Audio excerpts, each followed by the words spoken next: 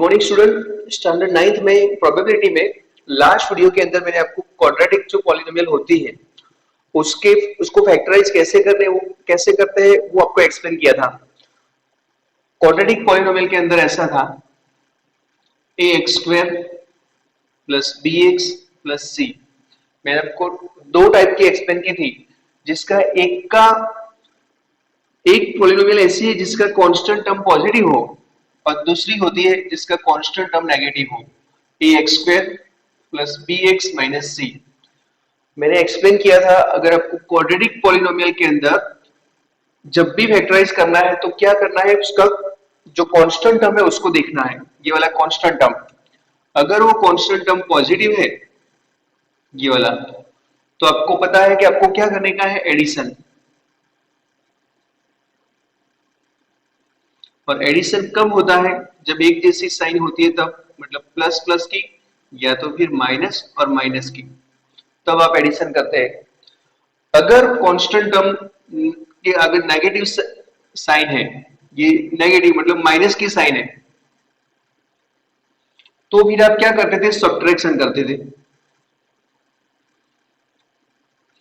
ये मैंने आपको लास्ट वीडियो के अंदर एक्सप्लेन किया था। अगर सब्ट्रैक्शन कब होती है, आपको पता है कि ऑपोजिट साइन होती है तब प्लस या माइनस होगा, या तो फिर यहाँ पे माइनस या प्लस होगा। ये लास्ट वीडियो के अंदर एक्सप्लेन किया था। जब भी आपको क्वाड्रेटिक पॉलिनोमियल को फैक्टराइज करनी है तो आपको उसका कांस्टेंट टर्म है ना वो देखना है, कांस्टेंट टर्म की साइन देखनी है कि वो पॉजिटिव साइन है, मतलब प्लस है उसके आगे, तो आपको दिमाग में रखना है कि हमें एडिशन करना है। और एडिशन कब होगा, जब एक जैसी साइन होगी तब, प्लस प्लस या तो फिर माइनस और माइनस होगी तब। और नेगेटिव होगी यहाँ पे, कांस्टेंट टर्म अगर माइनस होगा तो फिर आपको सब्ट्रैक्शन दिमाग में रखना है। और सब्ट्रैक्शन कब होगा, जब ऑपोजिट साइन होगी तब।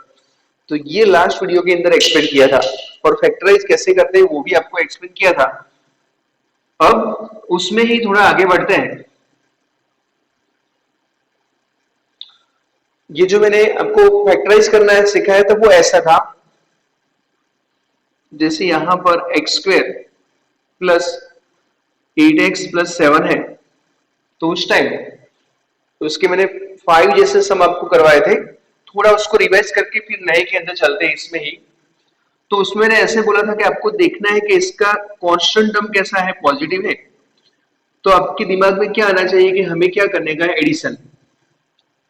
अब देखिए 7 के ऐसे पार्ट बनाइए जिसका मल्टीप्लिकेशन 7 हो जाए और एडिशन 8 हो जाए।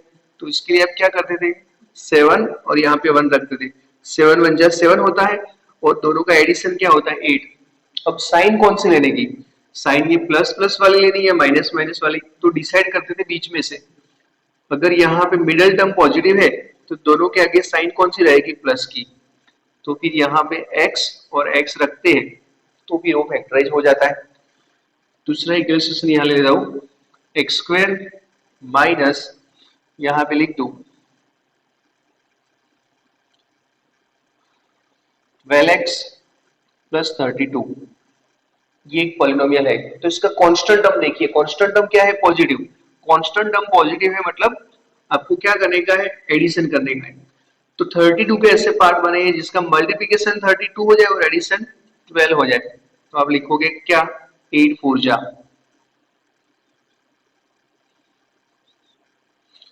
अब एक जैसी साइन रखनी है तो कौन सी रखेंगे, ये या ये, तो मिडिल टर्म के ऊपर से डिसाइड करने का, मिडिल टर्म की साइन माइनस है तो दोनों के आगे रखेंगे माइनस, फिर उसके आगे ये जो मिडिल टर्म का वेरिएबल है वो हमें लिख देना है। ये फैक्टराइज हो गया, आपको एक्सप्लेन किया था ये। थर्ड वाला इक्वेशन ले लेते हैं, x² माइनस 17x प्लस 72। ये एक पॉलिनोमियल है। कांस्टेंट टर्म देखिए सब में मैंने पॉजिटिव लिखे हैं, कांस्टेंट टर्म सब में पॉजिटिव होंगे क्योंकि ये वाला जो पार्ट है वो आपको एडिशन एक्सप्लेन करता है कि एक जैसी साइन रखनी है। तो 72 के पार्ट बनाइए जिससे मल्टीप्लिकेशन 72 हो जाए और एडिशन 17 हो जाए। तो आप लिखोगे 8 9 जा या 9 8 जा, 9 प्लस 8 17 होता है और दोनों की प्रोडक्ट 72 होती है। कौन सी साइन रखेंगे, एक जैसी साइन, प्लस का मतलब एक जैसी साइन, एक जैसी साइन में ये लेनी है ये, तो मिडिल टर्म देखने का, मिडिल टर्म के आगे माइनस है तो माइनस, तो ये फैक्टराइज हो गया। ये मैंने प्रीवियस लेक्चर के अंदर आपको एक्सप्लेन कर दिया था, लेकिन 3 यहाँ पे नए 3 सम लेके आपको फिर से इसको रिवाइज कर दिया। अब देखिए यहां पर इसके भी 3-4 सम लेके उसको रिवाइज कर देता हूं।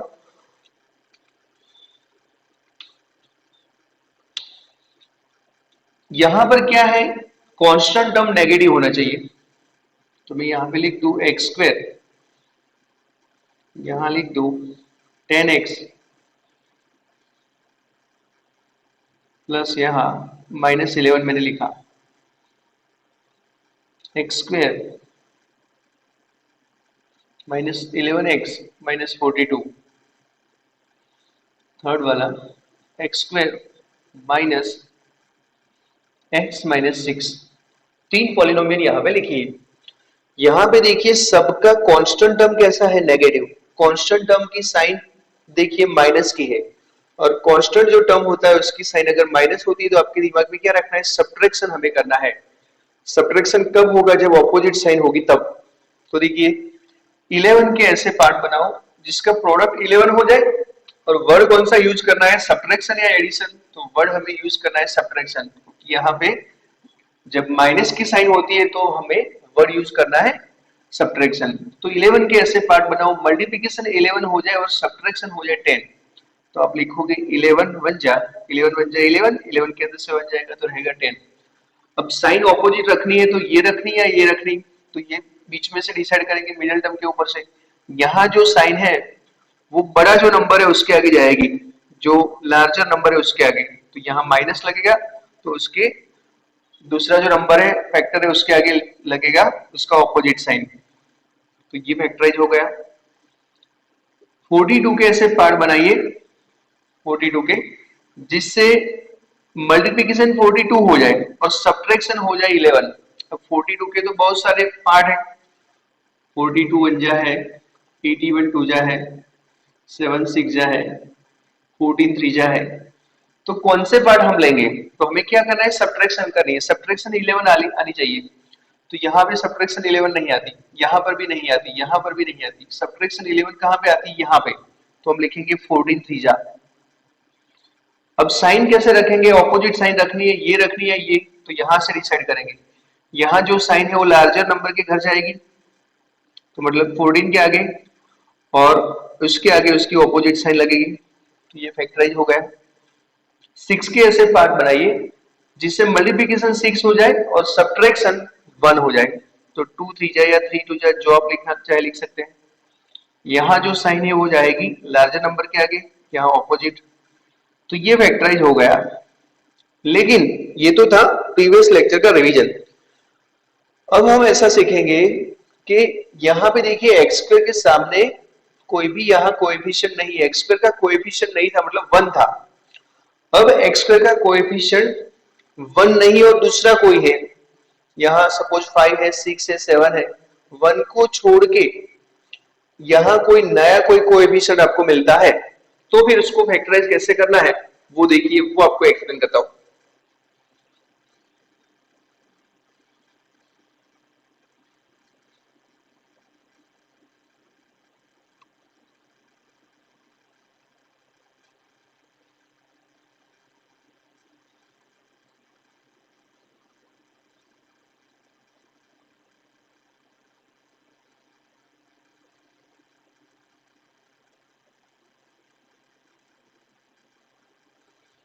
उसमें मेथड यही की यही रहेगी, लेकिन थोड़ा चेंज होगा, इसको आप दो टाइप से काउंट कर सकते हैं।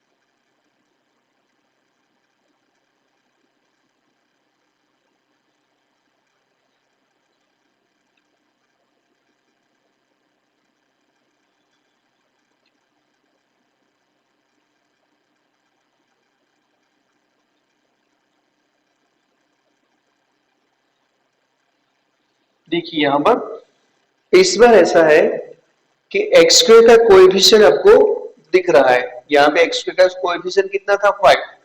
जो लास्ट जो सम मैंने आपको एक्सप्लेन किए थे वहां पे एक्स स्क्वायर का कोएफिशिएंट 1 था, मतलब ये नहीं दिख रहा था 5 और नहीं होता, मतलब हमें क्या समझना है 1। इस बार क्या है, एक्स स्क्वायर का कोएफिशिएंट दिया हुआ है। जब एक्स स्क्वायर का कोएफिशिएंट दिया हुआ होता है तब क्या करते हैं कि कई स्टूडेंट बड़ी मेथड करते हैं, लेकिन उसके लिए बड़ी मेथड करने की जरूरत नहीं है।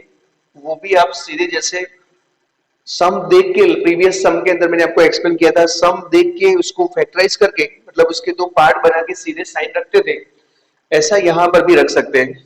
यहाँ पर क्या होता है, बड़ी मेथड कैसी होती है वो भी एक्सप्लेन कर देता हूँ। सबसे पहले देखिए, कांस्टेंट टर्म पॉजिटिव है। कांस्टेंट टर्म अगर पॉजिटिव है तो आपको पता है एडिशन करना है और बाकी के रूल्स एज इट इज है। ऐसे ही यहां पर भी आएगा नेगेटिव वाला, वहां पर भी रूल्स एज इट इज रहेंगे।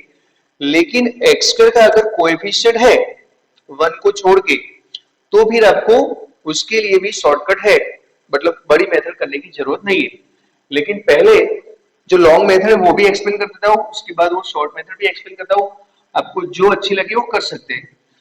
तो 5x square plus 12x plus 2 था, 5 2 जा 10।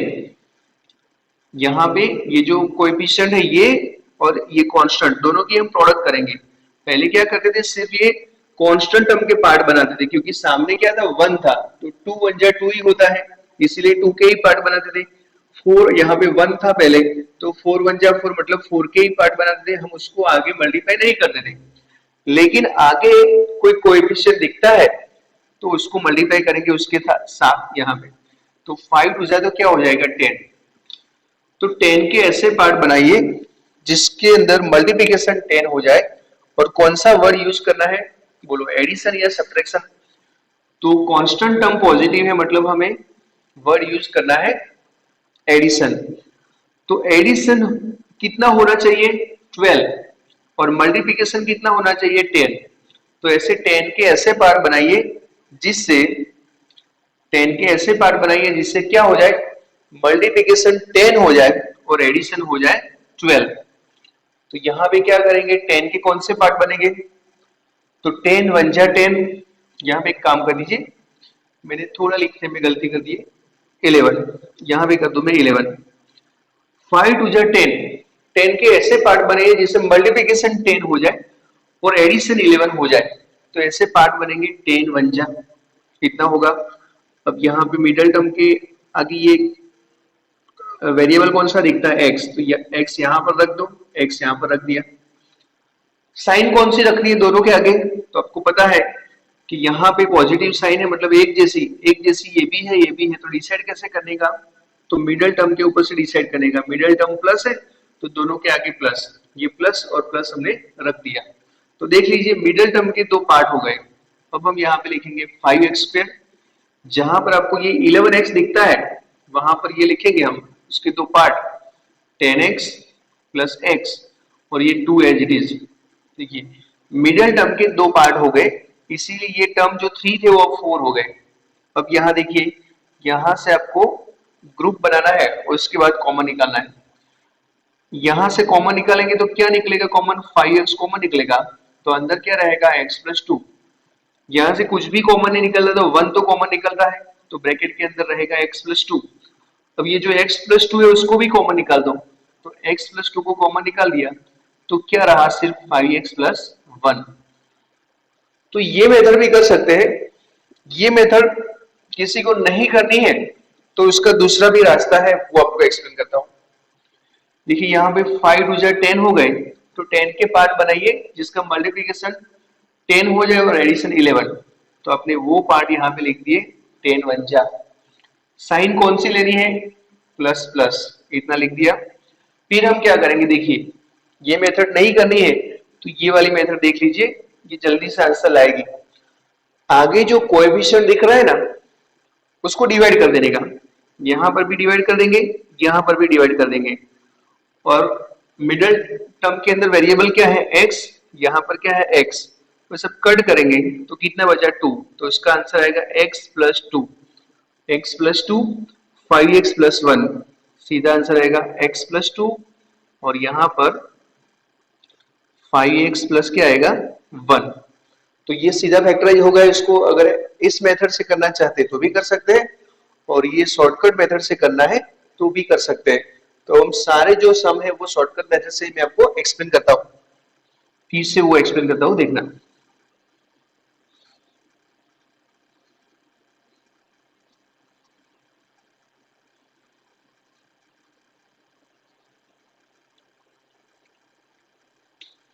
फाइव टू जा 10, 10 के पार्ट बनाओ, मल्टीप्लिकेशन 10 हो जाए और एडिशन 11। तो आपने यहां लिखा 5 टू जा 10 वन जा 10 वन जा 10 वन जा 10 होता है और दोनों का एडिशन कितना होता है 11। अब कौन सी साइन रखनी है दोनों के आगे, प्लस की, वो तो पता है। फिर एक्स स्क्वायर के आगे कोएफिशिएंट कौन सा है 5, तो यहां पर भी डिवाइड करना है, यहां पर भी डिवाइड करना है। और वेरिएबल मिडिल टर्म का कौन सा है x और x, हम कट करेंगे उसको तो यहाँ क्या आएगा 2। तो इसका सीधा आंसर क्या होगा x+2, x+2 और यहाँ होगा 5x+1, 5x+1। चलो ये फैक्टराइज हो गया। यहाँ पर देखिए 3 4 जा कितना होता है 12, 3 4 जा होता है 12। 12 के ऐसे पार्ट बनाइए जिससे मल्टीप्लिकेशन 12 हो जाए और एडिशन कितना होना चाहिए 7। तो वही के वही पार्ट काम में आएंगे 4 और 3, 4 3 जा 12 भी होता है और 4 + 3 7 भी होता है।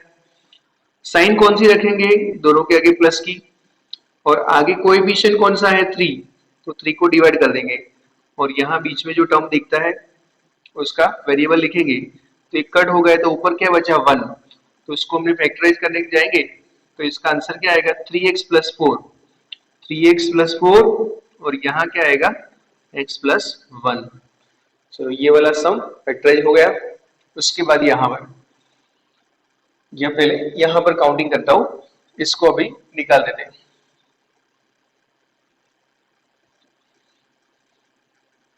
थर्ड वाला 5x² + 16x + 3, 5 3 जा 15, 15 कैसे पार्ट बनाइए, मल्टीप्लिकेशन 15 हो जाए और एडिशन 16 हो जाए, मल्टीप्लिकेशन 15 हो जाए और एडिशन 16 हो जाए ऐसे पार्ट।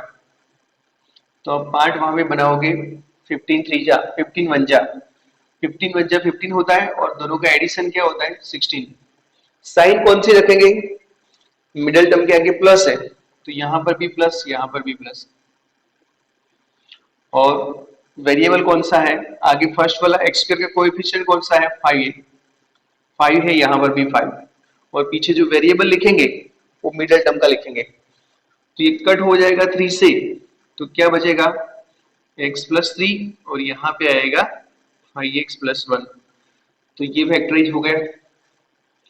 दूसरा यहाँ पे फोर्थ वाला देखिए 6x² - 17x + 7, 6 7 जा कितना होता है 42, 42 के पार्ट बनाइए जिससे मल्टीप्लिकेशन 42 हो जाए और एडिशन 17। तो आप कौन से पार्ट लेंगे 14 3 जा, 14 3 जा क्या होता है 42 और 14 के अंदर से 14 और 3 का एडिशन कितना होगा 17। तो यहाँ लिखेंगे हम 14 और 3। साइन कौन सी रखेंगे, एक जैसी साइन रखनी है तो माइनस की है बीच में तो दोनों के आगे माइनस, फिर हमें डिवाइड करना है उसको 6x के साथ डिवाइड, 6x के साथ डिवाइड क्योंकि x स्क्वायर का जो कोएफिशिएंट है उसके साथ डिवाइड करेंगे। ये दोनों 2 2 से कट हो जाएंगे तो कितना बचेगा, ऊपर 7 होगा नीचे 3x होगा। ये कट होगा ऐसे तो ऊपर 1 बचेगा नीचे 2x, तो क्या आया 3x - 7, उसका आंसर क्या आया 3x - 7 और 2x - 1। ये अब कम रफ में भी कर सकते हैं, ये अंदर डिनोट करने की जरूरत नहीं है, आपको सीधा ये देख के ये आंसर लिख सकते हैं तो पूरा मार्क्स हमारे यहाँ मिलेगा। मतलब